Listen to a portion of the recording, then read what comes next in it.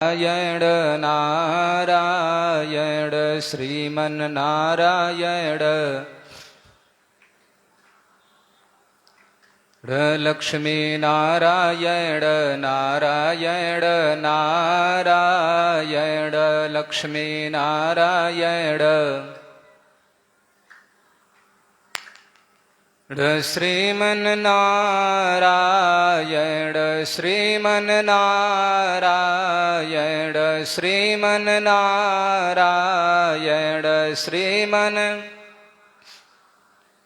श्रीमन नारायण नारायण नारायण श्रीमन नारायण।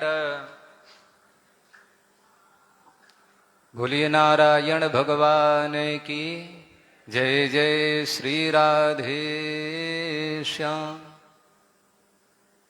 परम मंगलमय परात्पर अखिलेश्वर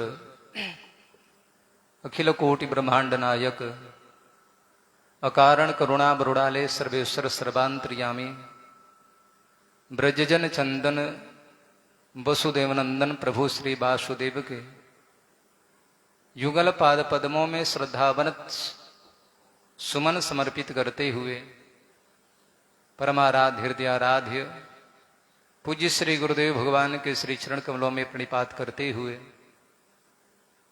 श्रद्धावनत भाव से बैठ करके भगवत कथा का रसस्वादन कर रहे भगवत चरणानुरागी धर्मानुरागी सज्जन वृंद, श्रद्धामयी वात्सल्यमयी देवियों, आइए चल रहा प्रभु की असीमतम कृपा के फलस्वरूप विगत हम लोग लगभग 2 माह होने वाला है, 2 महीना इस ज्ञान सत्र में उपस्थित होते हैं। अब प्रतिदिन कहीं न कहीं कोई चर्चा भगवत संबंधी कथाओं को हम श्रवण किया करते हैं। सही में वेदार्थ का भाव तो यही है, वेदों ने जैसा कहा है भद्रम कर्णे भी शृणुयाम देवा, हे मानवों तुम्हारे पास जो 2 कान मिला पड़ा है, परमात्मा ने जो कान दिया है, इस कान का एक ही उपयोग है कि आप भगवान की मंगलमय कथाओं को श्रवण किया करें। आप महाराज पृथ्वी महाराज की चर्चा सुने हैं। पृथ्वी महाराज के दरबार में सनकादिक संत आए, 99 यज्ञों को महाराज पृथु ने संपन्न किया और 100वां यज्ञ जो है देवराज इंद्र नहीं होने दे रहा था।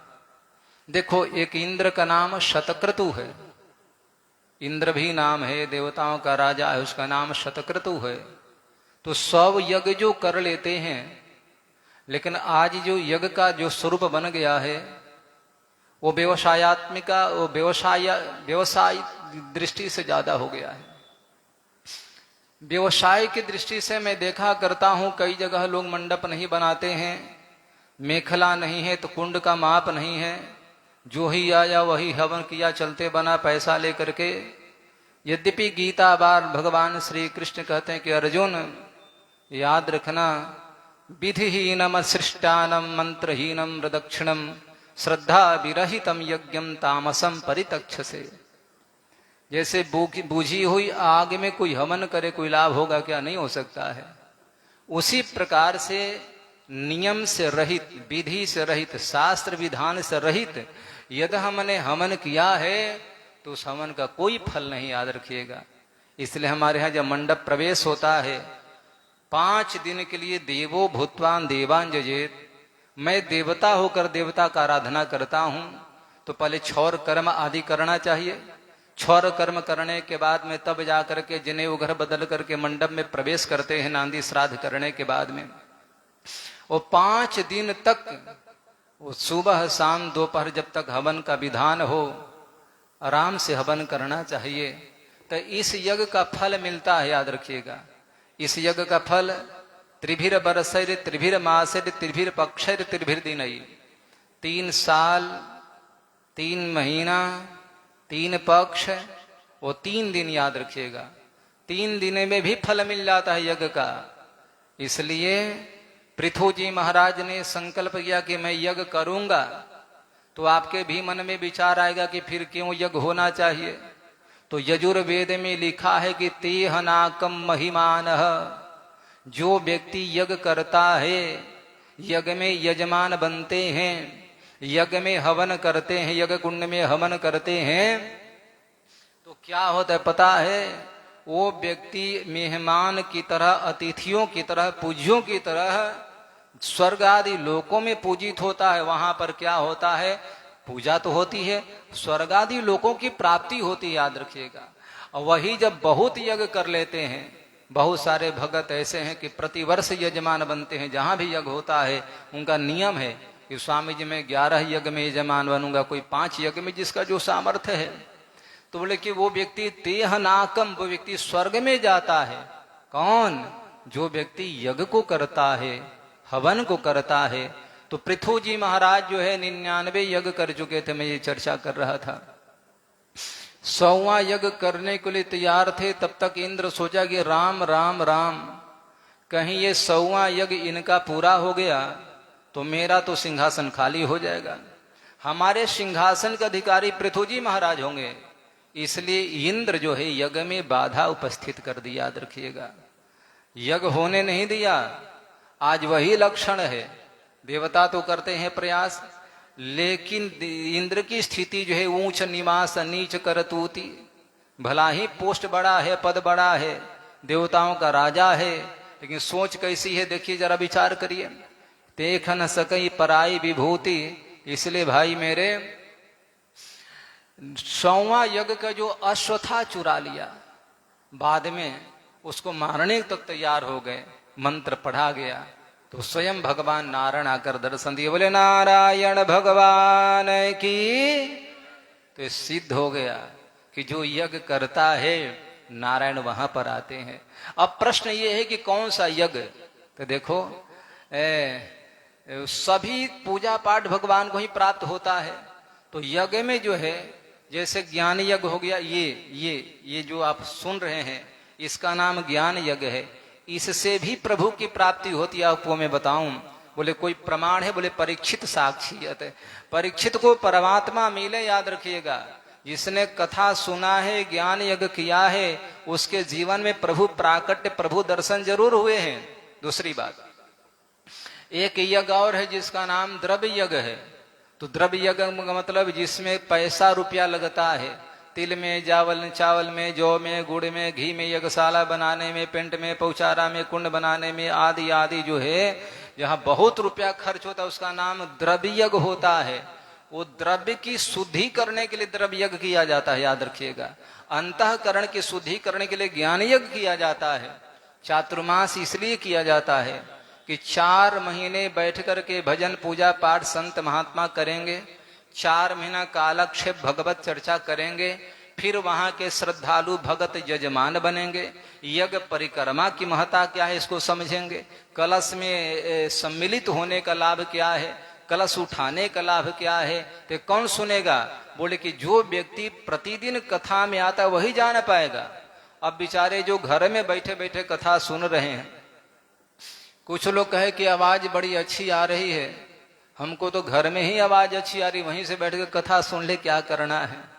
भले आदमी तो तुमसे तो बढ़िया मुर्दा है जो शमशान भूमि बैठकर कथा सुनता रहता है। तो ये बात नहीं है। कथा का मतलब हम सन्मुख जाकर बैठे, याद रखिएगा। तो ज्ञान यज्ञ के द्वारा, ज्ञाना यज्ञम यज्ञ स ज्ञान यज्ञम, ये ज्ञान यज्ञ है। इससे अंतःकरण में ज्ञान होता है, विवेक की प्राप्ति होती है, हमको समझ आती है। और द्रव्य यज्ञ मतलब द्रव्य की शुद्धि किया जाए। द्रव्य शुद्धि कैसे होगा? 5 स्टार होटल बनाने से नहीं, केवल चाउमीन, पास्ता और पता नहीं मैगी फैगी या 56 भोग खाने से द्रव्य की शुद्धि होगी क्या? नहीं हो सकती है। बोले कि तो फिर नाच बाजा में खर्च करेंगे तो द्रव्य की शुद्धि होगी? बिल्कुल नहीं होगी। द्रव्य की शुद्धि तब होगी जब उस द्रव्य को मैं भगवत संबंधी कार्यों में, यज्ञ में, हवन में, देवालय में, मंदिर में आदि में हम खर्च करेंगे तो द्रव्यों की शुद्धि होती है, याद रखिएगा। यानी कि जो वस्तु हम परमात्मा को अर्पित कर देते हैं वो वस्तु अनंत गुना तो प्राप्त होती ही है, लेकिन वस्तु में जो अशुचिता जो रहती है, शुद्धता जो नहीं रहती वो वस्तु भी शुद्ध हो जाती है। इसलिए धन को शुद्ध करना है तो द्रव्य यज्ञ करें, अंतःकरण की शुद्धि करना है तो क्या करें, ज्ञान यज्ञ सुने, याद रखिएगा। अब यज्ञ में भी देखो तीसरा यज्ञ भगवान कृष्ण जो है गीता में बोले कि अर्जुन यज्ञानाम जप यज्ञोष्मि, यज्ञों में जप यज्ञ मैं हूं। मतलब ये हुआ कि हम द्रव्य यज्ञ इसलिए करते हैं, हम ज्ञान यज्ञ इसलिए करते हैं कि हमारे जीवन में जप यज्ञ की प्रधानता है, हम जप यज्ञ को समझ जाएगा। ऐसे तो ये भी यज्ञ का भगवान का स्वरूप है, लेकिन यज्ञानाम जप यज्ञोस्मि, जप यज्ञ जो है वो मेरा स्वरूप समझना चाहिए। तो देखो बहुत सारे गृहस्थ भी होते हैं, संत तो बेचारे होते हैं, भगवान का भजन नाम लेते हैं, सीताराम सीताराम जो भी, श्री कृष्ण राधे राधे जो भी है, ये नाम जप है, माला फेरते हैं, बात करते रहते हैं, देखना। तो इस प्रकार से कथा का फल यही है, यज्ञ का फल यही है, तीर्थाटन का फल यही है, जप का फल यही है, दान का फल यही है। उद्धव जी महाराज से गोपियां बोले कि उद्धव एक बात कहूं, बोले क्या? उद्धव जी जब वहां पर गए थे गोपियों को ज्ञानोपदेश देने के लिए, श्री कृष्ण बोले कि जाओ ना उद्धव समझा दो। गोपियां यदि हमको याद नहीं करेंगी, मैया यशोदा, नंद बाबा, ग्वाल बाल, सखा तोष, श्री मंगल दामा आदि जो है, जब हमको याद करना भूल जाएंगे तो फिर मैं भी उनको याद करना भूल जाऊंगा। इसका मतलब ये हुआ कि हम जितना परमात्मा को याद करते हैं भगवान उतना ही हमको याद करता है। तो उद्धव को भेजे कि जाओ हमको याद करना भूल जाए। उद्धव जी गए वहां पर और उद्धव ने जाकर के वहां कथा सुनाए, उपदेश किए, ज्ञानोपदेश, जिसको कि भ्रमर गीत के माध्यम से गोपियों ने उद्धव को उलाहना दिया है। उद्धव गए थे, भंवरे वहां पर आए। अब भंवरे गोपियों के पास में आकर के भाई जैसे पुष्प बैठता है और उसका जो है रसा स्वादन कर लेता है पराग में बैठ करके, तो गोपियां बोली किमी है बहु सढंघ्रे गायसी तम यदूनाम। अरे भंवरा, क्या तुम यदुपति श्री कृष्ण के गुणानुवाद कर रहे हो? नहीं सुनना चाहती हूं। छलिया है, कपटी है, स्वार्थी है, जैसे तुम काले हो वैसे वो भी काला है। भैया इतनी सारी बातों को सुनाई। उद्धव जी सोचे कि राम राम राम। खैर आमने सामने हुआ कोई बात नहीं। बाद में क्या हुआ पता है?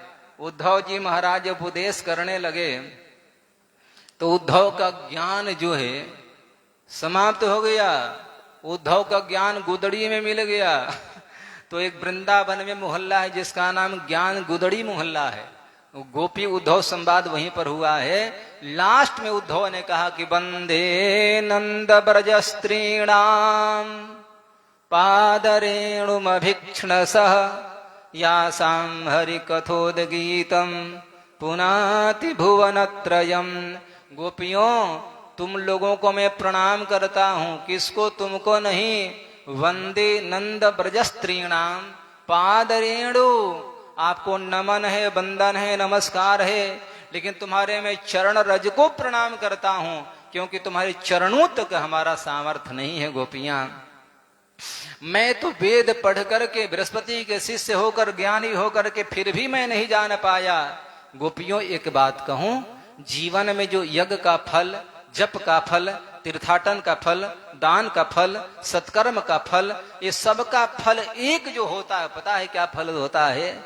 भगवान श्री नारायण में कृष्ण कहें, राम कहें, उनके श्री चरणों में समर्पणता आ जाए, यही तो सत्कर्मों का फल है। याद रखना, आपने सत्कर्म किया है, खूब करते हैं, लेकिन ईश्वर कार्य के प्रति भगवान में हमारी समर्पणता नहीं है, तो सोचना चाहिए कि मैंने लगन से नहीं कर पाया हूं। याद रखिएगा। इसलिए तो यज्ञ का भी कई परिभाषा है, तो वहां पर बस इतना मैं बता दूं। आप लोग आ भी गए हैं, नहीं आए तो आवाज तो जा ही रही है। शोभा यात्रा का बड़ा लाभ है, जिसको जल यात्रा कहते हैं, आगे मैं बताऊंगा, तो उसकी भी चर्चा करूंगा। खैर, तो यही चर्चा तो बस हमारे जीवन में कभी भी देखो ज्ञान यज्ञ नहीं छूटना चाहिए। ये चर्चा के द्वारा परमात्मा की प्राप्ति, मन का वासना, विकार आदि नष्ट होते हैं। तो इसलिए आज वही जो है बात, श्री कृष्ण सन्मुख खड़े हैं, भीष्माचार्य महाराज बाणसैया पर पड़े हुए हैं। बोले प्रभु क्या बताऊं। सपदि सखी वचो निशम्य मध्ये निज परयोर बलयोरथम निवेश्य। और क्या कहा कि प्रभु स्थितिवती पर सैनिकायुरक्षणा हृतवती पार्थ सखे रतिर्ममास्तु। हे प्रभु ऐसे पार्थ सखा जो है श्री कृष्ण आप में मेरी रति हो। याद रखिएगा कैसे, तो कल चर्चा हुई थी सपदी मतलब तत्क्षण सुनते ही जो दोनों सेनाओं के मध्य में रथ को खड़ा कर दिया था। और भगवान कृष्ण बोले कि अर्जुन देख सामने और मैं इनसे ही युद्ध तुमको करना है। तो अर्जुन कल कहा था कथम भीष्ममहं संखे द्रोणं च मधुसूदन इखुभिः प्रतियोत्स्यामि पूजार्हा वरिसूदन। प्रभु श्री कृष्ण जरा विचार करे, अर्जुन रो रहा है। मैं द्रोणाचार्य को, भीष्माचार्य को, कृपाचार्य को, इन पूज्य गुरुदेवों को बाण कैसे मारूंगा। अरे जिन्होंने मेरे को गोद में खिलाया, जिन्होंने हमको जो है शिक्षा दिया, ज्ञान दिया, यही बात को लेकर के माता द्रौपदी महारानी बोली थी मुच्यता मुच्यता में सह ब्राह्मणो नितराम गुरु। भैया स्वथा अर्जुन तू क्या कर रहा है, इस अश्वत्थामा को मार रहा है जिस द्रोणाचार्य महाराज ने तुमको अस्त्र शस्त्र की शिक्षा दिया, जिन्होंने सारी विद्या दे दिया। और जानते हो गुरु के अनुपस्थिति में उसका पुत्र ही गुरुवत होता है। आत्मा वही जायते पुत्र। तो प्रत्यक्ष द्रोणाचार्य ही तुम्हारे पास सम्मुख खड़े हैं, तो क्या इनको मारोगे। तो अर्जुन खैर नहीं मारा, कथा सुने हैं। तो कहने का भाव मेरा ये है कि तत्क्षण दोनों में जब रथ में खड़ा कर दिया, श्री कृष्ण खड़ा किया, तो वहां पर आज भगवान बोले कि इनसे युद्ध करना है, मारना पड़ेगा। तो आज वही कहा कि पूजा रहा वरिसूदन। अरे मधुसूदन हरिसूदन ये पूजनीय है। अपूजनीय लोगों को श्री चरणों का बंधन मैंने जिसका आज तक किया, उसको मैं बाणों से कैसे मारूंगा। इसलिए प्रभु ये हमसे संभव नहीं हो सकता है। लास्ट में ये कह करके अर्जुन चुप हो गए और कह दिया कि प्रभु नायोत्स्य इति गोविंद मुक्त्वा तूष्णीम बभूवः। प्रभु और धर्म की बात बताइए ना, ज्ञान की बात बताइए। मैं सारी बात मानने को तैयार हूं, मैं सब कुछ करने को तैयार हूं, लेकिन श्री कृष्ण मेरी प्रार्थना ये है कि मैं न योत्स्य, मैं युद्ध नहीं करूंगा। याद रखिएगा भगवान बाद में चर्चा किए हैं, गीता बड़ा विशाल ग्रंथ है और हमारे संतों ने जितना गीता पर टीका किया है उतना भागवत पर नहीं किया। याद रखिएगा भागवत पर तो चंद लोगों ने किया है। शंकराचार्य स्वामी से लेकर के शेषावतार भगवत पाद रामानुजाचार्य स्वामी से लेकर के और भाई मेरे कितने कितने लोगों ने टीका किया है, क्या कहा जाए। हजारों टीकाएं गीता पर है अपने अपने मति के अनुसार। तो मतलब ये हुआ कि जितना देखो भागवत का प्रचार उससे ज्यादा गीता का प्रवचन। इसका मतलब श्री कृष्ण ने ये कहा कि हमारे उपदेश को, हमारी कथा को, हमारे प्रवचन को जन जन तक पहुंचाना। याद रखिएगा यही दृष्टिकोण रख करके संतों ने इतना टीका किया है। याद रखिएगा वो चाहे राम सुखदास स्वामी हो, जय दयाल गोविंद आज जो भी लोग हैं सबने टीका किया है, गीता का व्याख्या किया है। तो आज अर्जुन बोले ठीक है प्रभु। तो श्री कृष्ण से कहकर चुप हो गए। भगवान बाद में देखे कि भाई अब तो ये कुछ ना कुछ करना पड़ेगा। तो श्री कृष्ण गीता के दूसरे अध्याय में बोले असोच्यानन वसोचस्त्वम प्रज्ञावादांश भाससे गताशु न गताशुश्च नानुशोचन्ति पंडिताः। श्री कृष्ण ने कहा कि बहुत धर्मोपदेशक बने हो, बहुत बड़ा ज्ञानी बने हो, भाषण तो ऐसे करे से मानो तुमसे बड़ा कोई ज्ञानी नहीं है। लेकिन अर्जुन तुम हो मूर्ख, ज्ञान की बातें भला ही कर रहा है लेकिन मूर्खता भरी पड़ी है तुम्हारे भीतर में। पंडित जो होते हैं ना, पंडित वो कथा गता अगता सोच जो चला गया है जो आने वाला है। यानी कि भूत का चिंतन नहीं किया करते हैं, भविष्य की कल्पना नहीं करते हैं। तुम तो कह रहे कि स्त्री सुदुष्टासु वार्षणे या जायते वर्ण संकर, ये युद्ध होगा, गुरुजन मारे जाएंगे, श्रेष्ठ जन मारे जाएंगे, फिर औरतें दूषित हो जाएंगी, वर्ण संकर। अरे कौन देखा है भैया? तुम युद्ध नहीं करोगे तो भी युद्ध होगा, याद रखना। तुम क्या जानते हो कि मैं मारूंगा? नहीं नहीं, इन समस्त आतताइयों को, इन समस्त विधर्मियों को, इन पापियों को, इन जो है इस प्रकार से धर्म के साथ जो खिलवाड़ करने वाले जो हैं, इन सब द्रोणाचार, भीष्माचार, कृपाचार, जयद्रथ, कर्ण, विकर्ण, दुर्योधन आदि जो है, मया हतास्तम, मैंने सबको मार डाला है। याद रखिएगा, बात कर रहे हो, इसे ज्ञानी बनते हो। असोचानन वसोचस्तम, नहीं सोचने वाली बात को सोचते हो। प्रज्ञावादांश भाष से, विद्वान की तरह बोल रहे हो, तुम विद्वान ही मूर्ख हो, याद रखना। और यदि बात करते हो विद्वता की, न त्वेवाहं जातु नासं न त्वं नेमे जनाधिपा न चैवं न भविष्यामः सर्वे मयतमयवतः परम देहिनोऽस्मि यथा देहे कौमार्यं यौवनं जरा तथा देहांतर प्राप्तिर धीरस्तत्र न मुह्यते। भगवान बोले कि अरे अर्जुन, जानते हो जो देही जीवात्मा जो है, विद्वानों का सोच ये है, देही जीवात्मा जो है वो नित्य है, शाश्वत है, सनातन है, ये मरने कटने वाला नहीं है, याद रखिएगा। फिर बोले कि तो भाई नित्य सर्वगत स्थानुर अचलो यम सनातन, ये तो सनातन है, तो क्या तुमको मारने से ये लोग मर जाएंगे? नहीं मरेंगे, याद रखना। दूसरी बात ये समझो, यदि तू छोड़ भी देता है तो क्या ये बचने वाले हैं? क्या नहीं बचेंगे। संसार में जो व्यक्ति आया है तो मृत्यु वही प्राणी नाम ध्रुव, जातस्य ध्रुवो मृत्यु। कृष्ण ने कहा कि जीवन में मृत्यु ही सत्य है। ऐसी बात को वसुदेव ने कंस से कहा कि मृत्यु वही प्राणी नाम ध्रुव, जन्म लिए हो तो मरना ही सार्थक है, याद रखिएगा। मरना ही तो सत्य है। बच्चा बड़ा होगा कोई नहीं जानता है, पैसा कमाएगा कि गमाएगा कोई नहीं जानता है, भैया ऐसो आराम करेगा कि भक्ति करेगा कोई नहीं जानता है, पिता के बाद मरेगा कि पिता के पहले मर जाए कौन जानता है। लेकिन ये सारे लोग जानते हैं कि मरेगा जरूर, याद रखना। मरेगा, जन्म लिया है तो मरेगा निश्चय, याद रखिएगा। इसलिए अर्जुन, देहिनोस्मि यथा देहे कौमारिम यौवनम जरा, जिस प्रकार से देह में बाल्यकाल, शिशु अवस्था, कुमारावस्था, प्रौढ़ावस्था, युवावस्था, वृद्धावस्था आती है, हम इसको देखने के बाद मोहित नहीं होते हैं, दुखित नहीं होते हैं, उसी प्रकार से देहांतरम अनुप्राप्त, याद रखना। जो धीर पुरुष होते हैं, जो विद्वान होते हैं, वो मरने के बाद भी मोह नहीं करते हैं। अरे शरीर है, छोटा था, बड़ा हुआ, जवान हो गया, बूढ़ा हो गया। अब बूढ़ा होने के बाद भी कोई बात नहीं, भाई हमारा शरीर है, बूढ़ा हो गया, लेकिन मर भी जाता है तो उसको दुख नहीं होता है। कौन? विद्वान की मैं बात कर रहा हूं। लेकिन जब वही मर जाते हैं, समानतया लोग हैं, तो लोग दुखित होने लगते हैं। इसलिए भाई मेरे, श्री कृष्ण ने बड़ा सदुपदेश सुंदर किया है, याद रखिएगा। और अर्जुन को विवश कर दिया।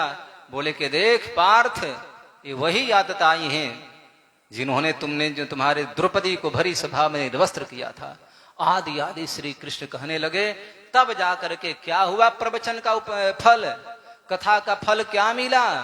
अर्जुन बोले कि भगवान कृष्ण बोले कि यथेच्छसी तथा कुरु, गीता सुनाने के बाद में 18वां अध्याय श्री कृष्ण गीता सुना दी। अर्जुन जो जो पूछा सुना दिए, और लास्ट में कहे कि अर्जुन तुम्हारी जो मर्जी सो करो, मैं तुमको युद्ध के लिए नहीं कह रहा हूं, याद रखना।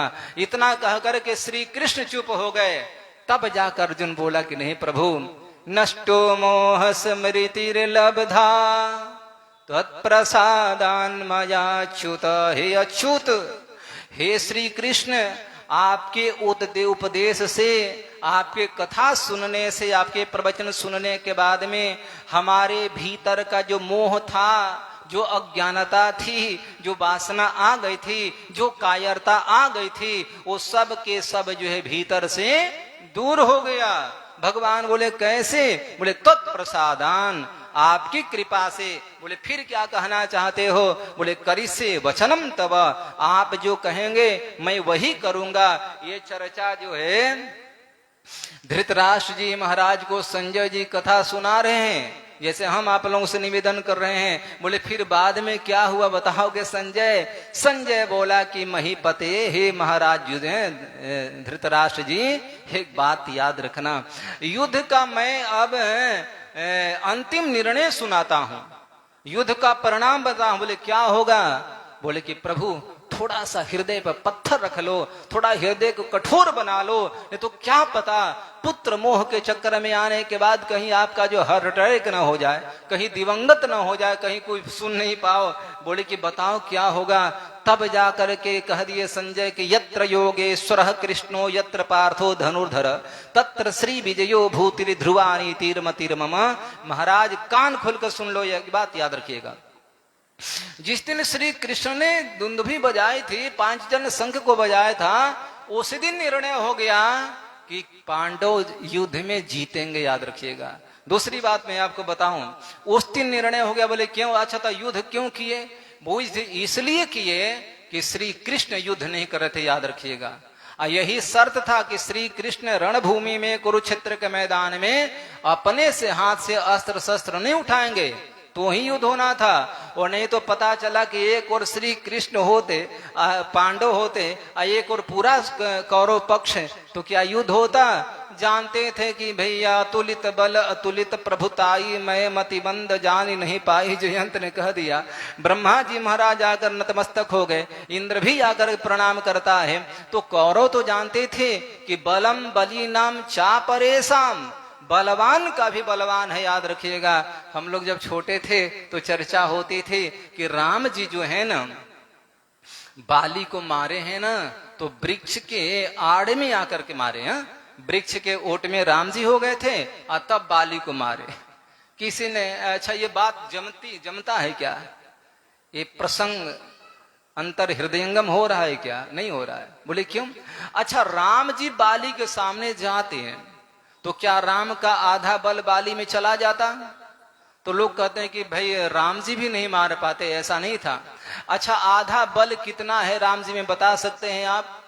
1 हाथी का बल, 50 हाथी का बल, 50,000 हाथी का बल, अरे मानो असंख्य हाथियों का बल राम जी में होगा, ये हो सकता है? बोले कि नहीं, राम जी के बल का कोई आज तक अंदाजा लगाया ही नहीं है। भैया लाखों हाथी करोड़ों हाथी का बल खड़ा कर दिया जाए और राम में उतना बल है, ये नहीं कहा जा सकता है। बोले कि फिर? बोले कि भैया बल का स्रोत है वो, जरा सोचो, हमारे भीतर बोलने का बल है, आपके भीतर सुनने का बल है, कुश्ती पहलवान जो लड़ता है लड़ने का बल है, घोड़ा भागता है उसमें जो भागने का बल है, हाथी में जो बल है, कहां से बल आ रहा है? तो प्रहलाद ने कहा कि पिताजी सवई बलम बलिनाम चा परेशान, सब में जो बल देता है, बलवान का भी बलवान है, वो हमारे भगवान है। तो जयंत बोला, राम जी बोले कि जयंत कुछ पता लगाया कितना बल है? जयंत बोला कि अतुलित बल अतुलित प्रभुताई अतुलित बल। प्रभु आपके पास कितना बल है, कहा नहीं जा सकता, याद रखना। अतुल बलनीयशाली है आप प्रभु। तो राम जी सामने भी जाते तो ऐसा नहीं था कि बाली राम जी को मार देता, लेकिन राम जी ऋषियों का जो श्राप है, जो वचन है, उसको निभाते हैं, सत्य करते हैं। तो राम जी ने बाण मारा। तो कहने के भाव मेरा ये है कि श्री कृष्ण तो आज संजय कह दिया कि जहां योगेश्वर भगवान श्री कृष्ण है और जहां गांडीवधारी अर्जुन है, वहीं श्री है, वहीं विजयी है। एक बात याद रखिएगा, 10 दिन चलता है, याद रखिएगा, बहुत दिन ही चलता है। इस संसार में बड़े बड़े अपराधी आए हैं, मैं नाम नहीं लूंगा। अभी कुछ इस सरकार में सफाया हुआ है और होना भी चाहिए। बात याद रखना, अपराधी अपराधी होता है, वो चाहे ब्राह्मण परिवार में हो, क्षत्रिय परिवार में, वैश्य में हो, शूद्र हो या फिर मुसलमान हो या कोई हो, याद रखना अपराधी तो अपराधी होता है। दूसरे का संपत्ति जो हड़प ले, दूसरे का मकान जो हड़प ले, दूसरे का पैसा जो हड़प ले, वो ब्राह्मण कैसा, उस ब्राह्मण को भी मार देने में कोई दोष नहीं। याद रखिएगा, हमने नीति से कमाया है, हमने सिद्धांत से कमाया है, ईमानदारी से कमाया है, तो हमको खाने रहने जीने का अधिकार है। लेकिन हमें सबका जबरदस्ती करोड़ों का जमीन 20 लाख रुपया दे करके उसके हाथ से सिग्नेचर करा लें, उसका हाथ पैर तोड़ दें, वाह जी वाह, ये कहाँ का नियम है। तो मेरे कहने का भाव ये है कि वसुंधरा में, पृथ्वी में बहुत सारे लोग आए हैं, लेकिन बहुत दिन जीवित नहीं रहते। याद रखिएगा, अपराध अपराध होता है, गलत तो गलत ही होता है। इसलिए भाई मेरे, आज पांडवों की जीत होगी। संजय ने ये बात कह दिया, बोले क्यों कहा पता है कि पांडव धर्मात्मा है। याद रखिएगा, ये बात विदुर जी महाराज ने धृतराष्ट्र से बोले हैं कि प्रभु द्यूते तो धर्मेण जितस्य साधो सत्यावलंबस्य वनोगतस्य।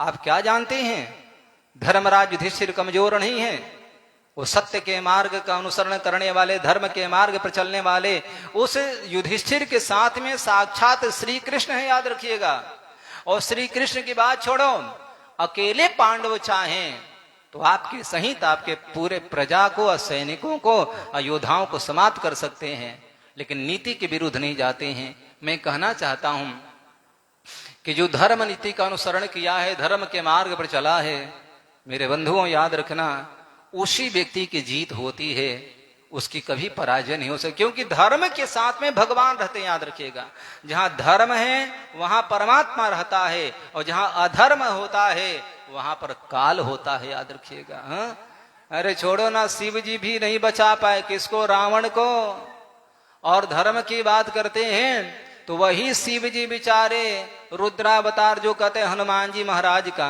वही रुद्रावतार में आकर के जाकर वध किए। इसलिए याद रखिएगा, जीवन जब तक मिला है प्रयास करो कि मैं धर्म करूं। हमारे बाद में क्या होगा मैं नहीं जानता हूं। हमारा काम है मंदिर बनाना, उसकी व्यवस्था करना, काम है अच्छे काम करना, और मेरे बाद में बेटा होंगे, धन संभालेंगे कि नहीं संभालेंगे, मकान बर्बाद कर दें, अरे वो जाने, उसका प्रारब्ध जाने। मैं अपने जीवन में ऐसा काम नहीं करूंगा। याद रखिएगा। सुन करके आज बहुत दुखित हुआ धृतराष्ट्र, तो आज वही भीष्माचार्य महाराज जो है सन्मुख पड़े हुए हैं, बोले कि प्रभु क्या बात है, ऐसे भक्त वत्सल कोई होता है क्या, ऐसो को उदार जग माही, ऐसा दयालु परमात्मा कौन होगा, जरा विचार करिएगा। बोले सपदि सखो सखी बचो निसम्य मध्य। सपदि सुनकर शीघ्राति शीघ्र, अच्छा मैं चर्चा किया था, सेवक की बात स्वामी माने, ये कहा होता, स्वामी की बात सेवक मानता है। आज वही पितामह जी महाराज बोले कि कंबा दयालुम शरणम ब्रजेम, ऐसा दयालु परमात्मा कोई होगा क्या। अरे विषपान कराने वाली पूतना को भगवान ने मोक्ष दे दिया। याद रखिएगा, ताड़का जो थी उसको बाण मार करके राम जी ने गति दे दिया। याद रखिएगा, याद रखिएगा, राम जी जिसको मार दें, परमात्मा जिसको कृपा कर दे, फिर क्या कहना है। इसलिए प्रभु ये बात आज भीष्म पितामह जी महाराज बाण सैया पर पड़े हुए हैं, बोले कि प्रभु जब दोनों सेनाओं के मध्य में रथ जब खड़ा हुआ, तो निज परयोर बलयो रथम निवेश्य, निज परयो बलयो, निज मने अपना कहा। अच्छा, पितामह जी बोले कि प्रभु निज पर बलयो, निज मने अपना, अपना कौन। याद रखिएगा, भगवान श्री कृष्ण पांडवों को अपना मानते हैं। याद रखिएगा, किसी ने कहा कि परमात्मा में तो विचार आना नहीं चाहिए, परमात्मा तो सम होता है, समः प्रिय सुहृद ब्रह्म, लेकिन भगवान बोले कि नहीं मैं निष्पक्ष हूं। याद रखना, लेकिन निष्पक्ष होने के बावजूद भी मैं पक्ष धारण करता हूं। अच्छा एक बात बताऊं, माता पिता के लिए 4 संतानें हैं, 4 बेटे हैं, तो चारों बेटे प्रिय होते हैं, कोई द्वेष नहीं, कोई घृणा नहीं है, कोई वैर नहीं है, लेकिन चारों ही प्रिय होते हैं।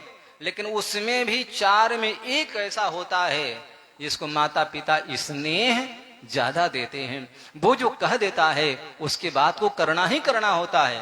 बोले क्या हुआ पता है, बोले कि जैसे माता पिता के लिए चारों संतान बराबर हैं, मूर्ख हो, पढ़ा लिखा हो, सुंदर हो, कुरूप हो, रोगी हो, स्वस्थ हो, लेकिन चार में से जो माता पिता की बात को मानता है, माता पिता ज्यादा मानते हैं उसको, ऐसे ही जो धर्म शास्त्रों की बातों को मानता है, जो धार्मिक कार्यों को, धर्म संबंधित जो जीवन को यापन करता है धर्म में, भगवान उसको ज्यादा मानते हैं, याद रखिएगा।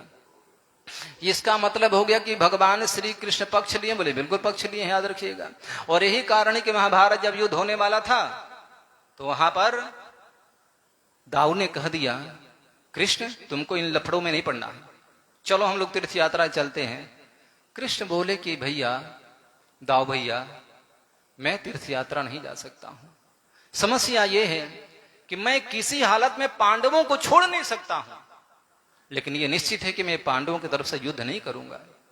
और दाऊ जी चले गए तीर्थाटन, वहां जाकर के नैमिषारण्य में सूत जी महाराज की हत्या की कथा आप जानते हैं। खैर, तो आज निज मतलब अपना, भगवान किसको अपना मानता है पता है? बोले कि जो धर्म को मानता है, धर्म को जो मानता है, धर्माचरण करता है, भगवान कहते मेरे हैं। तब तो नरसिंह मेहता कहने से भगवान आगे गले में माला डाल दिए। विष्णुचित स्वामी तुलसी की खुदाई करते थे, अब खुदाई करते करते भैया क्या किए, गुरुमुख मनधित्य प्राह वेदान शेषाम, भगवान ने वो कृपा कर दिया कि किसी पर नहीं कृपा किए हैं। तो भाई मेरे, निज मतलब पांडव, पितामह जी महाराज बोले कि प्रभु आपके अपने हैं पांडव, निज पर यो, पर मतलब कौरव पक्ष को आपने सेनाओं के बीच में रथ को खड़ा किया, और खड़ा करने का स्थितवती पर सैनिकायो रक्षणा, प्रभु रथ तो खड़ा कर दिया, और रथ खड़ा करने के बाद में पता है क्या किया, बोले पर सैनिकाय रक्षणा हृतवती, वहां जो सैनिक खड़े थे, कौन, कौरव पक्ष में जो थे, जितने बड़े बड़े वीर थे, योद्धा थे महाराज, भगवान ने उन पर दृष्टिपात किया। अब दृष्टिपात करने के बाद में सैनिक का आयुक्षण, सैन्य भगवान आंख से देखे, और आंख से देखने के बाद में उन योद्धाओं का, उन सैनिकों के, उन महारथियों का जितने थे, भगवान ने सबका आयु छीन लिया। ऐसे कहीं चला विभीषण जब ही, ऐसे कहीं चला विभीषण जब ही, आयु छीण भये सब तब ही।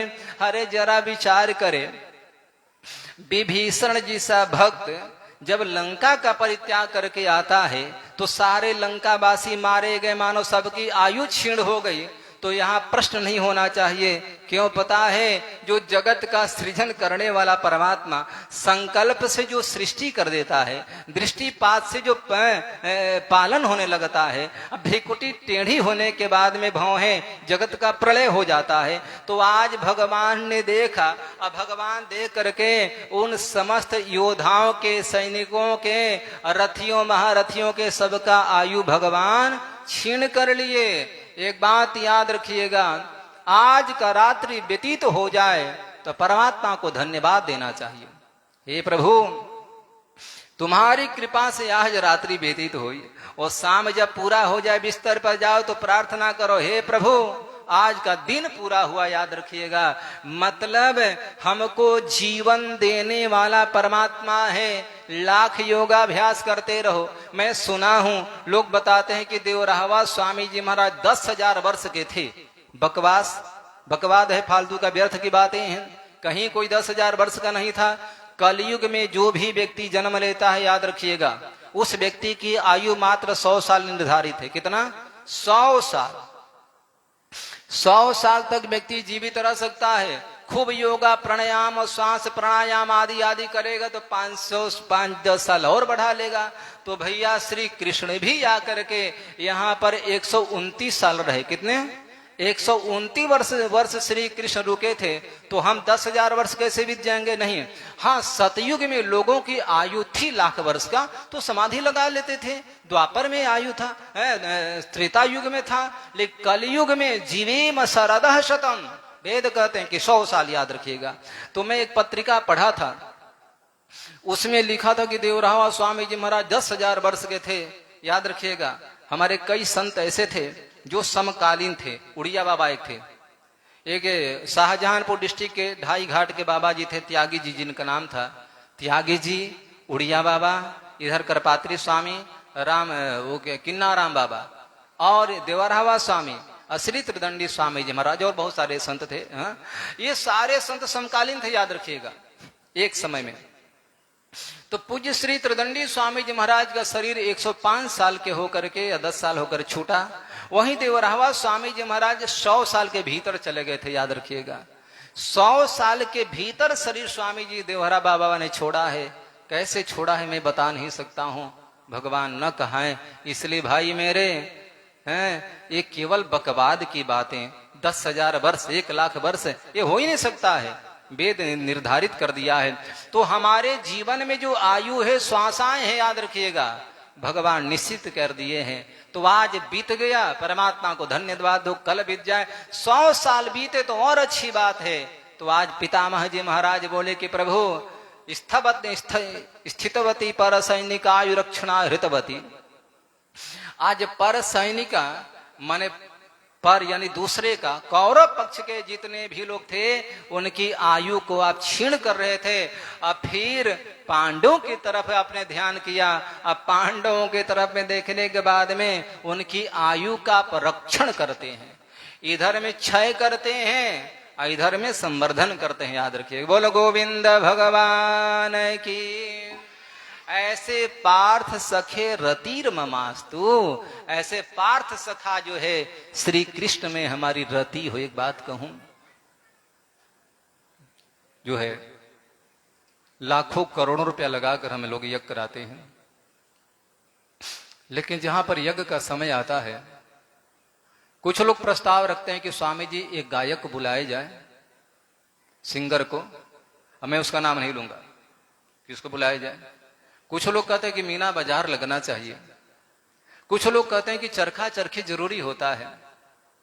अच्छा, मीना बाजार होगा तो माताएं सोचे कि हमको भी बाजार करने का मौका मिल जाएगा। लड़के सोचते हैं कि हमको भी चरखी पर बैठने का, झूला पर बैठने का और नाव में बैठने का मौका मिल जाएगा यार। कोई सोचा कि कोई गायक आएगा तो मैं थोड़ा मिल भी लूंगा, कोई सोचा कि मैं मार्केट कर लूंगा, कोई सामान खरीद लेगा, क्योंकि गोलगप्पा खा लेगा, है ना, बाजार में आया हूं थोड़ा गोलगप्पा खा लो यार।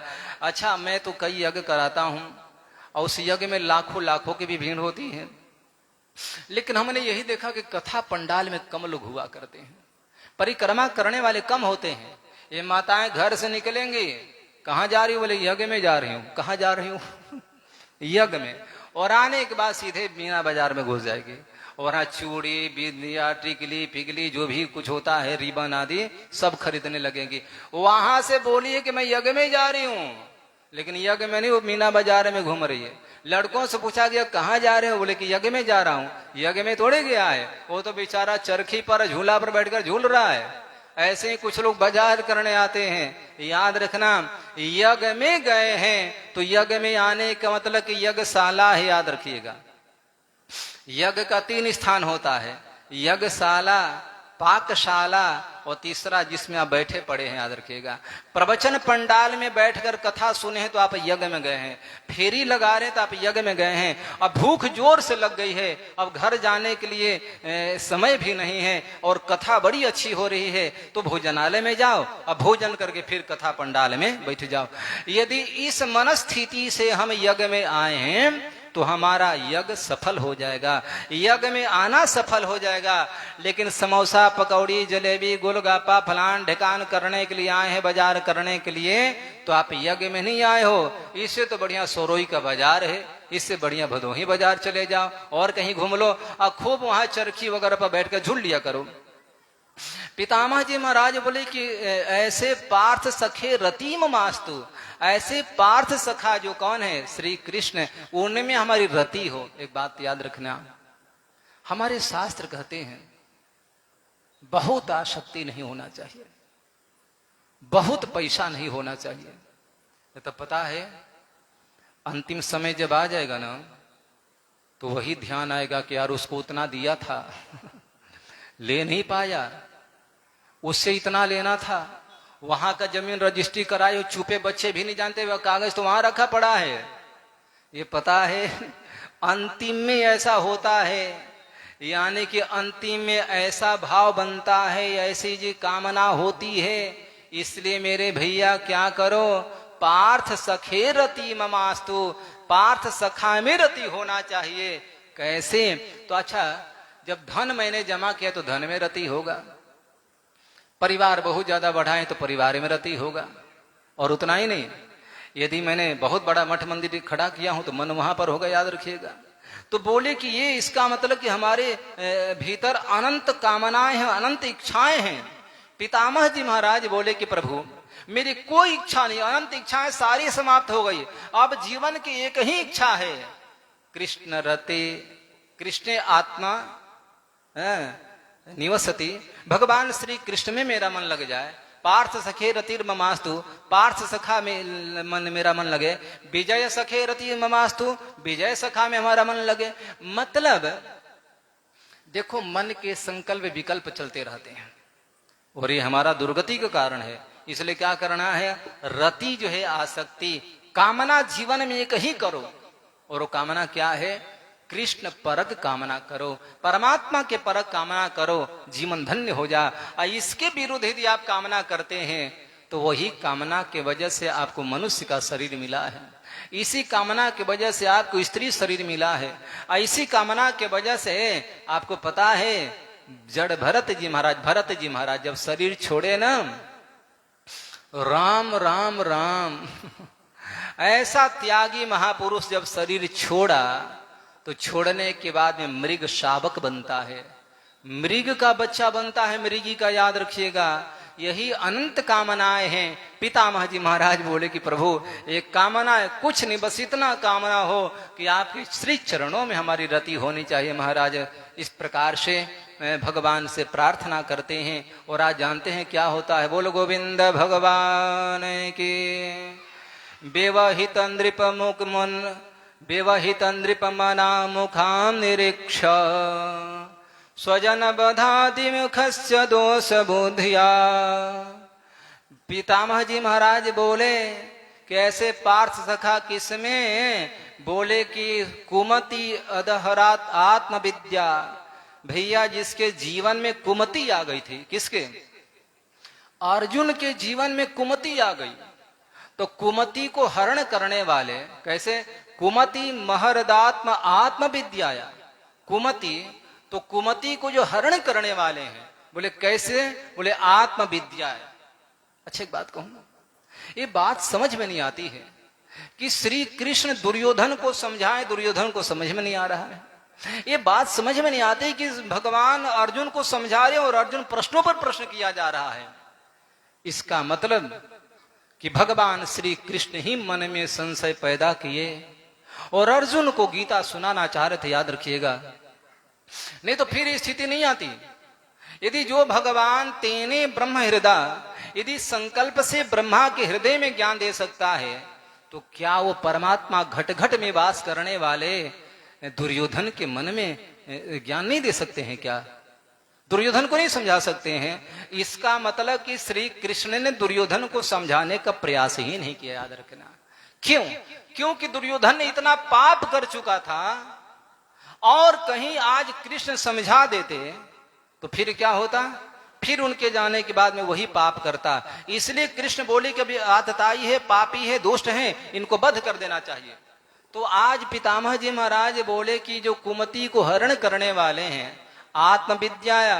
अच्छा, आत्मविद्या ने श्री कृष्ण विद्या जो कहते हैं, आत्मविद्या के माध्यम से प्रभु आपने अर्जुन के जीवन में जो कुमति आ गई थी उसको आपने हरण कर लिया। हाँ, ऐसे पार्थ सखा भगवान श्री कृष्ण में हमारा मन लगे प्रभु।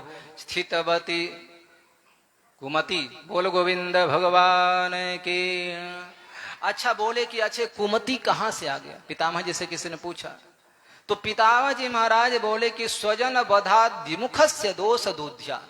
स्वजन वधात, अपने स्वजनों को वध करना है, मारना है, ऐसे मन में कुबुद्धि आ गई। अच्छा, कौन किसका स्वजन है बताइए ना, लगता है क्या?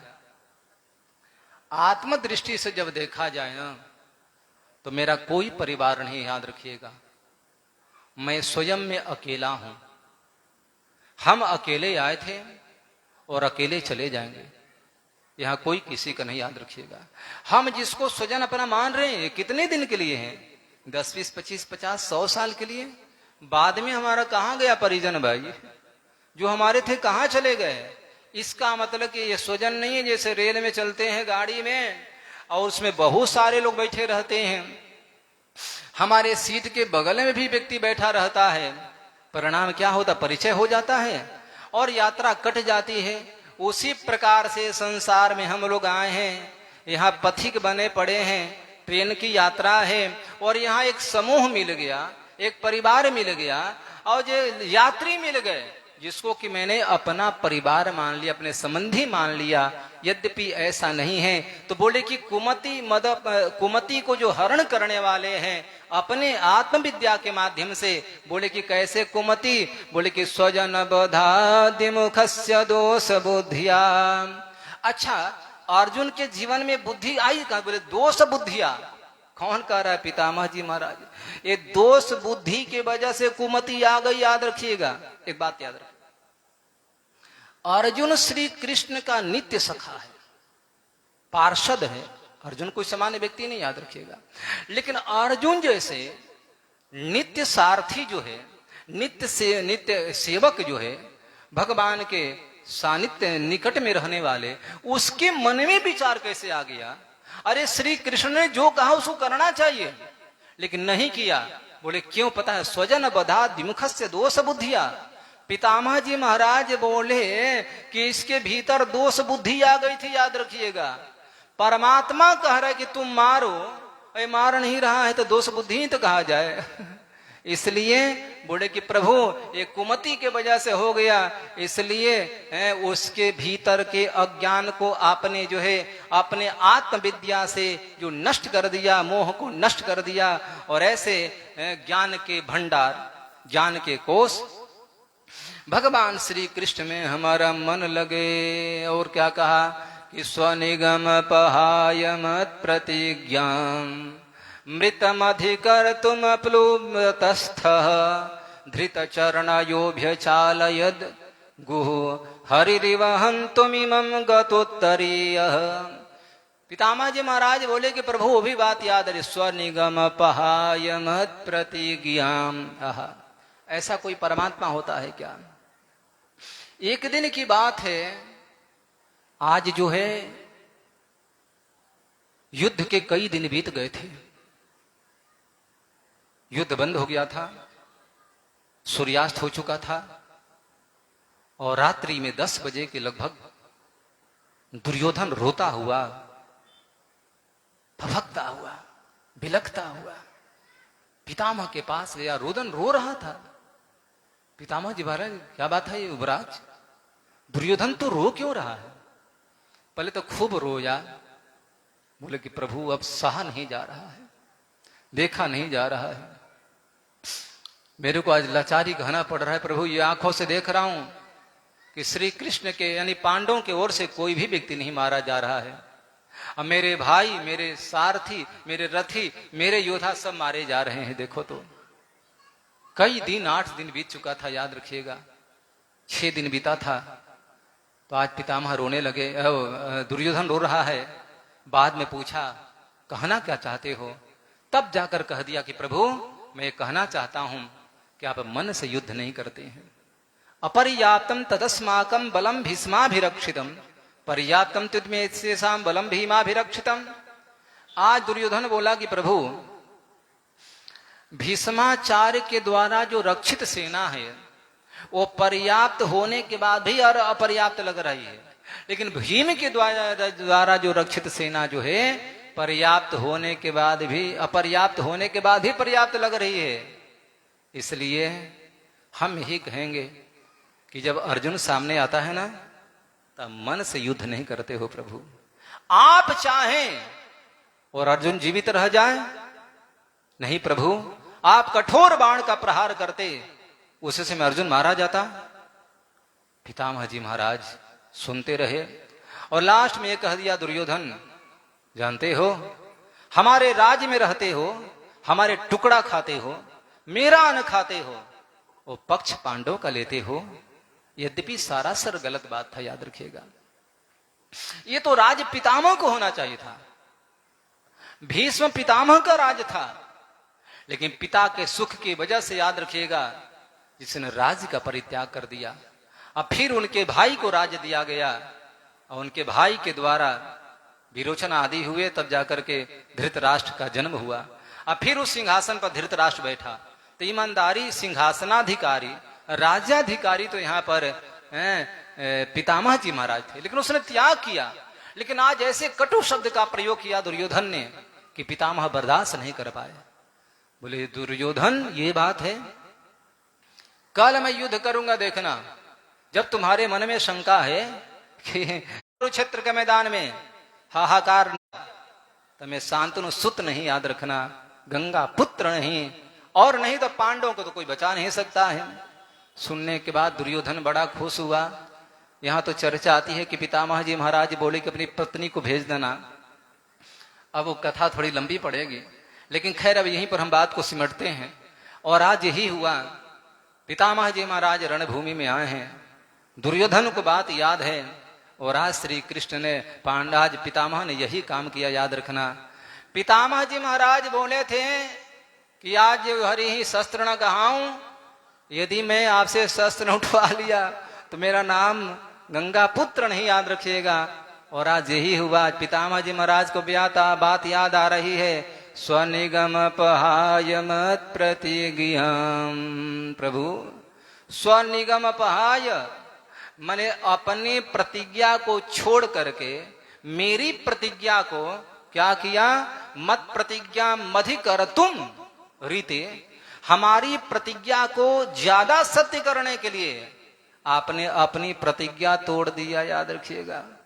पितामह जी महाराज को बात याद रखिए, प्रभु आपने अपनी प्रतिज्ञा तोड़ दिया मेरी प्रतिज्ञा को ज्यादा सत्य करने के लिए। और मेरे को लगता है ना, ये भी प्रेरणा जो है भगवान कृष्ण ही दिए हैं। अच्छा, श्री कृष्ण अपना प्रतिज्ञा तोड़ भी दें तो इसमें कृष्ण का क्या बदनामी होगी? अरे वो तो वैसे भी रण छोड़ है, याद रखना। ब्राह्मण जप करते थे, वो कह दे कि एक बात जानते हो, आज यदि श्री कृष्ण नहीं भागा तो तुम सबका गला उतार दूंगा। तो श्री कृष्ण वहां से भागे थे कि नहीं भागे थे, याद रखिएगा। श्री कृष्ण रण छोड़कर भाग गए, उनका नाम ही रण छोड़ पड़ गया। बोलो रण छोड़ भगवान की। अच्छा, मजे की बात यह, कृष्ण की पूजा हो, अन्य विग्रहों की पूजा हो, लेकिन रण छोड़ की जो प्रतिमा है उसकी भी लोग पूजा किया करते हैं, याद रखिएगा। रण छोड़ को तो कोई गाली नहीं देता है। तो मतलब ये हुआ कि भगवान श्री कृष्ण प्रतिज्ञा तोड़ भी दे तो कोई बात नहीं, लेकिन दुष्ट व्यक्ति जो होता है ना, वो अपने लाभ से उतना खुश नहीं होता है जितना दूसरे का नुकसान से खुश होता है, याद रखिएगा। दुर्योधन बोला कि कोई बात नहीं, पांडव नहीं मारे जाए, कोई बात नहीं, कृष्ण का तो प्रतिज्ञा टूट जाएगा और वो मुंह दिखाने लायक नहीं रहेगा। और आज यही हुआ, पितामह जी महाराज समर भूमि में, कुरुक्षेत्र के मैदान में लक्ष्य बनाए अर्जुन का बाणों का भी उछार करने लगे महाराज। आज पितामह बोले कि प्रभु मेरी प्रतिज्ञा को मत प्रतिज्ञा मृत मध्य कर तुम, मेरी प्रतिज्ञा को अधिक सत्य करने के लिए आपने स्वनिगम पहाय। खैर बाण मारने लगे और इतने बाण मारे, राम राम राम। अर्जुन देखो जीवन में कभी भी युद्ध के समय पसीना नहीं पूछा था, लेकिन आज अर्जुन के पसीना आ गए, विद्युत तेज के समान, बिजली के समान। जैसे बिजली आकाश में दिखी और तुरंत जमीन पर गिर पड़ती है, उसी प्रकार से पितामह ने कब बाण लिया, कब छोड़ दिया। अच्छा, अर्जुन को तो इतना मौका ही ना मिले कि उनके वो मारे। अर्जुन तो केवल काट करता गया बाणों का, और आज महाराज सरासर बाण आ रहे हैं, जा रहे हैं, और केवल बचाव करने में अर्जुन परेशान है। लास्ट में ये हुआ, अर्जुन को पसीना आ गया। भगवान श्री कृष्ण बोले कि अर्जुन कर क्या रे, देखो तो संभालो पितामह को। अर्जुन बोले कि पिता प्रभु ये पितामह है, ये अब संभलने वाला नहीं है प्रभु, अरे कुछ तो करो। श्री कृष्ण बेचारे प्रयास कर रहे हैं अर्जुन, लेकिन लास्ट में ही हुआ, भगवान श्री कृष्ण ऐसे मुख करके देखा, और जैसे देखा महाराज तो अर्जुन पसीना पसीना हो रहा है। अर्जुन को पसीना पूछने का टाइम नहीं मिला, राम राम। उसी समय भगवान श्री कृष्ण ने क्या किया पता है, मवप्लुतो रथस्थ, उसी समय भगवान क्या किए, पितामह से बोले थे ना कि नहीं कूदूंगा, अर्जुन की व्यथता को देख करके, परेशानी को देख करके बोले कि अब अर्जुन मारा जाएगा, यदि मैं नहीं कूदता हूं तो अर्जुन को कोई नहीं बचाएगा। उसी समय जो है अवप्लुतोस्थो रथस्थ, भगवान श्री कृष्ण रथ से कूद पड़े, याद रखिएगा। और कूदने के बाद में क्या किए पता है, बोले कि रथस्थ, इसके पहले रथ पर स्थित थे। रथ पर रहने वाले श्री कृष्ण ने अर्जुन के पसीने को जैसे ही देखा, भगवान सोचे कि अब अर्जुन नहीं बचेगा, तुरंत रथ से कूद पड़े। अधृत चरण धृत रथ चरणोभ्यया चलद गुहु हरिवहन्तुमिमं गतोत्तरीयः। पितामह जी महाराज बोले कि प्रभु उस समय हमको याद है, अर्जुन तो देख नहीं पाया, मैं देख रहा था, आप रथ से कूद पड़े और भैया तत्क्षण आगे बढ़ने लगे। पता है, अच्छा एक बात कहूं, भगवान का एक नाम भक्त वत्सल है। बोल भक्त वत्सल भगवान की। अच्छा, श्री कृष्ण को रथ से कूदना चाहिए कि नहीं, मैं आपसे पूछता हूं। बिल्कुल कूदना चाहिए। क्यों पता है? अच्छा अर्जुन, अच्छा एक बात कहूं, ये संकल्प कोई लिया हो कि मैं शस्त्र नहीं उठाऊंगा, बाप ने संकल्प लिया हो और उसके बेटे को कोई आकर हत्या करे, तो वहां समय पिता को क्या करना चाहिए? तुरंत उठाना चाहिए डंडा और विपक्ष के लोगों को मारना चाहिए। ऐसे ही हम परमात्मा के पुत्र हैं, परमात्मा हमारा पिता है, अब पिता का धर्म है पुत्र की रक्षा करना, याद रखना। भगवान का धर्म है कि भक्त जब संकट में पड़ा है तो भगवान को रक्षा करना चाहिए। इसलिए भक्त वत्सलता की वजह से श्री कृष्ण जो है तत्क्षण रथ से कूद पड़े मेरे मित्रों। और क्या किया पता है? बोले धृत रथ चरणों, क्या किया श्री कृष्ण? रथ से कूद पड़े, रथ के चरण को पकड़ लिया। रथ चरण मतलब रथ का पहिया जो था, रथ है तो रथ का चरण, उसका चरण पहिया हुआ, और लेके श्री कृष्ण जो है उसको घुमाने लगे महाराज। हाँ, और जब क्या किया, बोले कि धृत रथ चरणों भ्यया चलत, और प्रभु आप हमारे सन्मुख के चले आ रहे हैं। रथ का पहिया उठा लिया और ले करके और उसको घुमाने लगे, आगे बढ़ने लगे। और जब इतना देखे लेंगे महाराज, तब तो क्या हो पता है क्या हुआ? अर्जुन भी तुरंत रथ से कूद पड़ा। बोले अरे राम, ये क्या कर रहे हैं प्रभु? अर्जुन बोले कि प्रभु कहीं आपने पितामह को मार दिया तो संसार में अपकीर्ति हो जाएगी, लोग क्या कहेंगे आपके विषय में। और उस समय पितामह महाराज बोले कि प्रभु जब आप रथ से कूदे ना और जब आगे बढ़ने लगे, बोले क्या करने के लिए? बोले कि मेरे को मारने के लिए आप आगे बढ़ रहे थे। हन्तुम इमम, हमको मारने के लिए। बोले कैसे? बोले कि जैसे कोई शेर जो है किसी गजराज पर प्रहार करता है। जब प्रभु आप रथ से कूदे ना तो पता है क्या हुआ? धरती जो है पृथ्वी कंपायमान होने लगी, पृथ्वी हिलने लगी, पृथ्वी डोलने लगी। किसी ने कहा कि ऐसे क्यों हो गया? बोले कि आज पृथ्वी माता सोची कि राम राम, भगवान अपनी प्रतिज्ञा को तोड़ने जा रहे हैं। अब परमात्मा जब प्रतिज्ञा तोड़ता है तो धरती रसातल में चली जाती है, याद रखिए। तो जिस प्रकार से सिंह जो है गजराज को मारने के लिए आगे बढ़ता है, प्रभु उसी प्रकार से आप जो है मुझ भीष्माचार्य को मारने के लिए आगे बढ़े हैं। जब आगे बढ़े हैं तो धरती कंपायमान होने लगी, धरती माता हिलने लगी। और फिर पता है क्या हुआ? मिमम गतोत्तरीय, आपका उत्तरीय जो था, गतः आपका उत्तरीय गिर गया, वस्त्र नीचे गिर गया। अब देखो श्री कृष्ण का वस्त्र गिर गया, किसको? अर्जुन को बचाने में, लेकिन श्री कृष्ण को पता तक नहीं है। अच्छा, किसी ने कहा कि धरती क्यों हिली? तो धरती इसलिए हिली, याद रखिएगा, कि यदि कृष्ण प्रतिज्ञा तोड़ देते तो उसी समय धरती रसातल में चली जाती, याद रखना। अच्छा, किसी ने कहा कि तो पीताम्बर गिर के क्या किया? तो गतोत्तरीय। तो किसी ने कहा कि भगवान की 3 पत्नियां हैं, श्री भू नीला, तो भूदेवी भगवान की पत्नी है। मैं तो रोज कहता हूं पृथ्वी पर रहो, मकान दुकान बनाओ, खूब स्वच्छता रखो, सफाई रखो, लेकिन पृथ्वी को अपना मत मानो, याद रखना। किसकी जमीन है? वो मेरी है। अच्छा अच्छा अच्छा, ये किसका है? मेरा है। ये गलत बात है, पृथ्वी आपकी नहीं हो सकती है। हिरण्याक्ष कहा कि पृथ्वी हमारी है, भगवान बोले मूर्ख कहीं कि पृथ्वी हमारी है, याद रखना पृथ्वी मेरी भारिया है। और एक बात याद रखिएगा, शास्त्र कहते हैं पृथ्वी लोकान धारय से प्रभु, भगवान ही पृथ्वी को धारण किए हैं। आप जानते हैं पृथ्वी के नीचे में पानी है, तब तो खुदाई करके आप पानी पिया करते हैं, मोटर पंपी सेट आदि जो बोर करते हैं। और नहीं भगवान धारण करते तो पृथ्वी पानी में डूब जाती, याद रखिएगा। तो भगवान ही पृथ्वी को अपने बल से धारण किए हैं। दूसरी बात, पृथ्वी में जो उर्वरा शक्ति जो है वो किसकी शक्ति है? भगवान की शक्ति है। भगवान की शक्ति इसमें पड़ी है, तब हम बीज डालते हैं, अंकुरित होता है, पल्लवित होता है, पुष्पवत होता है और फलवती होता है। धान गेहूं बाजरा चना फना जो भी कुछ लेना है ले लो भैया मेरे। तो पृथ्वी में वो शक्ति कहां से आई? भगवान की शक्ति है, याद रखिएगा। तो आज पृथ्वी परमात्मा की है, लेकिन ना समझ लोग कहते हैं कि हमारी पृथ्वी हमारी पृथ्वी हमारी पृथ्वी, याद रखिएगा।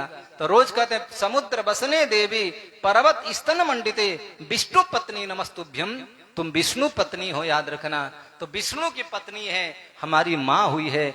इसलिए रजिस्ट्री कितना कराओगे कराओ, मैं इसका मना नहीं कर रहा हूं, लेकिन रजिस्ट्री कराने के बाद ये मत सोचो कि मेरी हो गई। आपके नाम पर जमीन होता है। भारत सरकार कोई प्लान जब बनाती है और जब इच्छा होती है आपका जमीन ले लेती है ना। बने जब 6 लाइन और 8 लाइन जब निकलता है, जमीन तो आपकी थी, सरकार लेती है कि नहीं लेती है? ले लेती है। उसकी मुआवजा चाहे तो दे दे, कोई बात नहीं, लेकिन ले लेती है, मकान भी तोड़ देती है सरकार, याद रखिएगा। तो सामान्य सरकार जो है, भारत सरकार जो है, अरे पृथ्वी तो आपकी है तो मलगुजारी क्यों कटवाते हैं? साल में रसीद कटवाते हैं ना खेती वाला, इसका मतलब कि सरकार कभी भी ले सकती है, याद रखिएगा। उसी प्रकार से मेरे मित्रों एक सरकार और है, वो सबसे बड़ा सरकार है, जो ऊपर में सरकार है वो है भगवान। तो ये पृथ्वी भगवान की है, भगवान ने बनाए हैं, ये हमारी नहीं हो सकती है, भगवान की भारिया है। इसलिए विष्णु पत्नी नमस्तुभ्यम, विष्णु की पत्नी है, मैं आपको प्रणाम करता हूं माता। हमारा विवशता है, लाचारी है आपके ऊपर में पैर रखने का, इसलिए पृथ्वी को स्वच्छ बनाकर रखा करो, पृथ्वी को गंदा नहीं करना चाहिए। पितामह जी महाराज बोले कि प्रभु आप जब दौड़े मेरे और मारने के लिए, पृथ्वी तो कांप ही रही थी, लेकिन उसी समय आपका वस्त्र भी गिर गया, गतोत्तरीय उत्तरीय गिर पड़ा। तो किसी ने कहा कि वस्त्र क्यों गिरा? तो वस्त्र इसलिए गिरा जानते हैं, पृथ्वी से मानो वस्त्र ने कहा, अच्छा भगवान के वस्त्र भी नित्य नूतन चैतन्य है, वस्त्र हमारे से थोड़े कि इसको कुछ भी कर दो, नहीं। भगवान के सब अंग प्रत्यंग जो है वो सब परमात्मा की शक्ति है।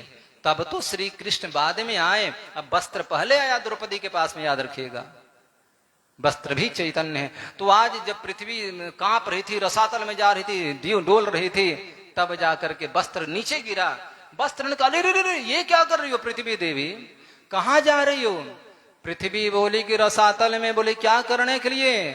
बोले कि मैं मुंह दिखाने लायक नहीं रह गई। बोले क्यों? बोले कि लोग क्या बोलेंगे हमको, यही झूठ बोले कि पत्नी है ना। पृथ्वी को शर्म आ गई, शर्म के मारे रसातल में जाने लगी, तो शर्म के मारे कही कि पृथ्वी ने मुंह ढक लिया। माताओं को शर्म ज्यादा आती है, जब शर्म आएगी तो बेचारी घूंघट कर लेगी, हंसना वगैरह होगा, चाहे शर्म आएगी तो मुंह ढक लेगी। बड़ा लाभ है घूंघट का।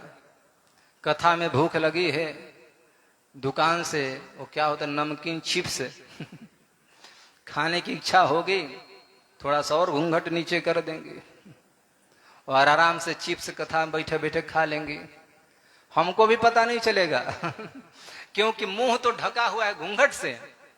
और जब खा पी लेंगे तो फिर घूंघट ऊपर कर देंगे, साड़ी माथे पर कर लेंगी।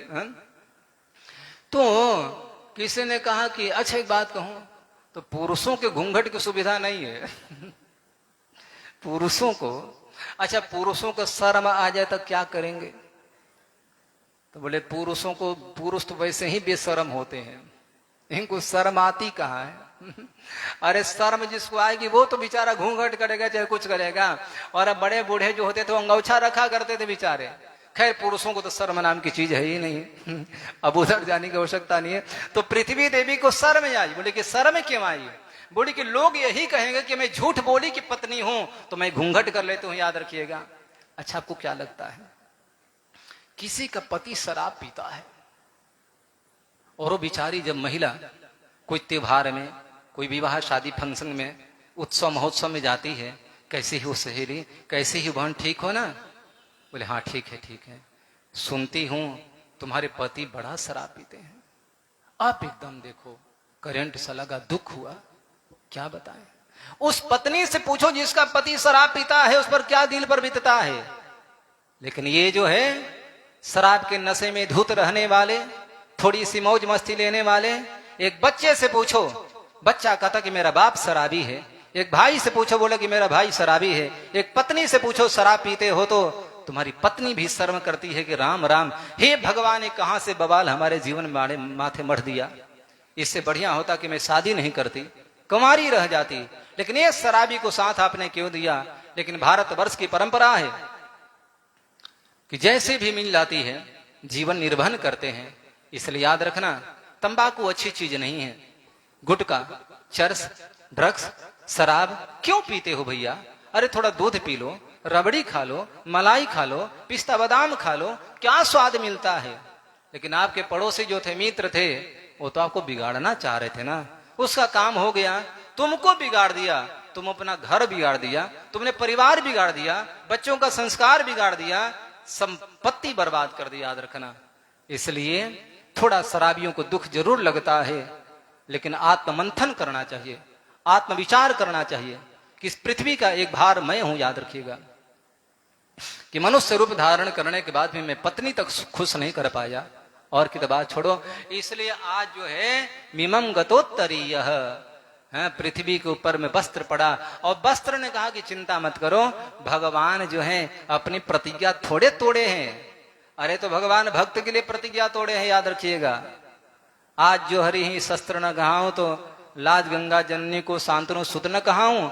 भैया जरा विचार करो, पितामह जी महाराज कहे कि प्रभु स्वनिगम अपहायम प्रतिज्ञा, प्रभु आपने अपनी प्रतिज्ञा को छोटा मान लिया, आधी कर तुम मेरी प्रतिज्ञा को ज्यादा सत्य करने के लिए, रीते सत्य करने के लिए मेरी प्रतिज्ञा को आपने सही किया। इसका मतलब ये है कि दो लोग खड़े हैं, एक जगह भक्त खड़ा है, एक जगह भगवान खड़े हैं। भक्त अपना प्रतिज्ञा कर दे, भगवान अपना प्रतिज्ञा कर दो। राजा की कथा जानते हैं, जो कहे थे विश्वामित्र जी की होत सूर्योदय मर जाना चाहिए। अब बचाने में कौन लगा पता है वो कौन सा ऋषि का नाम था? तब जाकर के हनुमान जी महाराज बचाने का काम ले लिए, हनुमान जी के माँ के पास पहुंच गए, और राम जी संकल्प किए थे बस ये गुरुदेव कल का सूर्योदय नहीं होगा, सूर्यास्त नहीं होगा, जिसने आपका अपकार किया है राजा, वो राजा था, उसको मैं मार दूंगा। राम जी ने प्रतिज्ञा किया है राजा को मारने के लिए, और अंजना के पास जाकर राजा रोने लगा, वचन दिए। अंजना बोली कि बताओ मैं वचन देती हूं, तो बोले कि प्रभु मेरे को राम जी मारने को तैयार हैं, आप बचा लो। क्या राम ने प्रतिज्ञा किया है? बोले कि हाँ। बोले हे भगवान अब कैसे होगा? तो ये बात हनुमान जी को सौंप दी अंजना माता। बोली कि बेटा हनुमान, इस राजा का रक्षा करना तुम्हारा धर्म है। हनुमान जी बोले कि माँ ये तो राजा राम मेरे आराध्य देव मारने का संकल्प किए हैं। अंजना बोली कि मैं कुछ नहीं जानती हूं, बस मैंने इसको वचन दिया है, राम ने वचन मारने को दिया है, मैंने इसको वचन दिया है प्राण बचाने के लिए। अब पुत्र का धर्म होता है, तो क्या हुआ पता है? राम जी उस राजा को मार नहीं पाए। याद रखना, लास्ट में किसका जीत हुआ? अंजना का, हनुमान का जीत हो गया। इसलिए भगवान भी कहते हैं कि मेरा मान टले टल जाए, भक्त का मान न टलते देखा। एक संत ने कहा कि पितामह जी महाराज जब कहे कि मैं शस्त्र उठाऊंगा, तो पितामह जी महाराज जब देखे कि अब तो रथ धीरता चरण रथ, चरण के रथ जब पकड़ लिए, अजय किसी ने कहा कि शस्त्र थोड़े उठाए थे, वो तो चरण रथ को पकड़े थे। अरे शस्त्र मतलब डंडा, बंदूक, बर्छा, भरछा, तलवार होता है, लेकिन हाथ में डंडा ले लिया तो, पैना ले लिया तो, छड़ी ले लिया, वही तो शस्त्र हो गया। तो बोले कि यहाँ के रथ का पहिया ही शस्त्र हो गया, याद रखिएगा। तो पितामह ने जोर से हंसे, आप कहो मैं शस्त्र बिनु भूमि हरहूं सब भार, मुझको क्षत्रिय नागिने बोलहु बचन विचार। पितामह जी महाराज बोले कि आप बहुत बड़े प्रतिज्ञावान बनते थे, बहुत बड़े अपने को योद्धा मानते थे कि बिना मैं शस्त्र उठाए महाभारत का युद्ध जीत लूंगा। आप क्या जानते हैं, आप ही के नसों में रक्त प्रवाहित हो रहा है क्या? आप ही के नसों में खून दौड़ रहा है क्या? हम लोग क्षत्रिय नहीं है क्या? हमारे भुजाओं में बल नहीं है क्या? हमारे रक्तों में क्या पानी दौड़ रहा है क्या? आप कहो मैं शस्त्र बिनो भूमि हरहूं सब भार। आपने कहा कि बिना शस्त्र उठाए मैं भूमि का भार का हरण कर दूंगा, दुष्टों को वध करूंगा। लेकिन मुझको क्षत्रिय नागिने बोलहु वचन विचार। क्या हम क्षत्रिय नहीं है क्या? हम भी एक प्रण रखे थे कि आपको शस्त्र उठवा दूंगा। इतना कह करके भीष्माचार्य महाराज हंसने लगे। तब श्री कृष्ण मुस्कुराते हुए बोले कि डारी चक्र हरि हंस पड़ो, दियो वो तर ब्रजराज। आज तजी प्रतिज्ञा मोरी में, तोरी प्रतिज्ञा काश। भगवान बोले कि जानते हो पितामह जी महाराज, डारी चक्री हरि हंस पड़े हो। तब भगवान श्री कृष्ण रथ के पहिया को फेंक दिया, और फेंक करके भगवान मुस्कुराने लगे, हंसने लगे। डारी चक्री हरि हंस पड़ो, दियो उतर ब्रिजराज। तब भगवान श्री कृष्ण बोले आज तजी प्रतिज्ञा मोरी में। पता है पितामह जी, आज मैंने अपना प्रतिज्ञा जो छोड़ा हूं, अपना संकल्प छोड़ा हूं, किसके लिए पता है? तोरी प्रतिज्ञा का आस। आपने कहा था कि शांतनु सुत न कहाऊं, मैं गंगा पुत्र शांतनु सुत भीष्म नहीं कहलाऊंगा। अरे जरा विचार कर यार, तुम्हारी प्रतिज्ञा मेरी प्रतिज्ञा है, याद रखना। और फिर पता है मेरा प्रतिज्ञा भाण में जाए, मेरी प्रतिज्ञा को मजाक बनने दो, कोई बात नहीं, लेकिन मेरे भक्त कह देते हैं उस बात को मैं पूरा करता हूं। श्री कृष्ण अर्जुन से बोले कि अर्जुन तुम कह दो कौन्तेय प्रतिजानी ही न मे भक्त प्रणश्यति। अर्जुन तुम संसार के सामने कह दो कि मेरे भक्तों का कभी पतन नहीं होता है। अर्जुन बोले कि महाराज से जी आप ही कह दीजिए। भगवान बोले कि मैं तो झूठों के लिस्ट में आ गया हूं।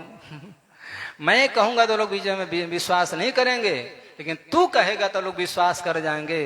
तो वही अर्जुन कहा है। तो कहने के भाव मेरा बस ये है कि आज भगवान अपनी प्रतिज्ञा को छोड़े हैं, और आज पितामह जी महाराज वही बात कुरुक्षेत्र के मैदान में जो है पड़े हुए हैं। बोले कि प्रभु हंतुमिमम, मेरे को मारने के लिए आप आगे बढ़े थे, गतोत्तरी आपका वस्त्र गिर गया। ऐसे जो है कैसे हैं? बोले कि जो कुमति को हरण करने वाले हैं, ऐसे भगवान श्री कृष्ण में जो स्वनिगम अपहाय मत प्रतिज्ञाम, अपनी प्रतिज्ञा को छोड़ करके भक्त की प्रतिज्ञा पूरा करने के लिए तैयार हुए, ऐसे भक्त वत्सल श्री कृष्ण में मेरी रति हो जाए। बोलो गोविंद भगवान की। आगे की चर्चा कल हम सभी लोग करेंगे। पितामह जी महाराज बोले कि प्रभु जब आप आगे बढ़े थे ना, तो रक्त सिंचित हो रहे थे, याद रखिएगा। तो ये चर्चा कल करेंगे। 2 शब्द कहना है। यज्ञ बहुत